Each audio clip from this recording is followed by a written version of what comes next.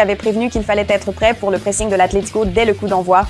L'équipe n'était pas prête, et c'est là la conclusion inconfortable. Le staff technique n'a pas réussi à éliminer le problème récurrent des mauvaises premières mi-temps. Ce schéma s'est poursuivi au pire moment possible.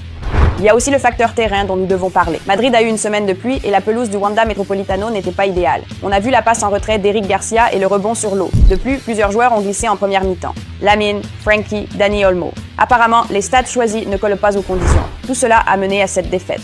D'abord, préparatif perturbé par le vol tardif pour Madrid. Ensuite, l'arbitrage permettant à l'Atlético de jouer à la limite sans avertissement. Enfin, le souci persistant des premières mi-temps désastreuses.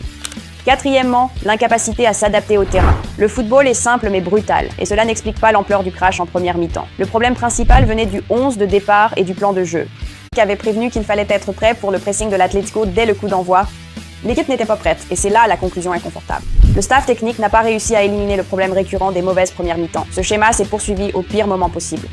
Il y a aussi le facteur terrain dont nous devons parler. Madrid a eu une semaine de pluie et la pelouse du Wanda Metropolitano n'était pas idéale. On a vu la passe en retrait d'Eric Garcia et le rebond sur l'eau. De plus, plusieurs joueurs ont glissé en première mi-temps. Lamine, Frankie, Dani Olmo. Apparemment, les stats choisis ne collent pas aux conditions. Tout cela a mené à cette défaite.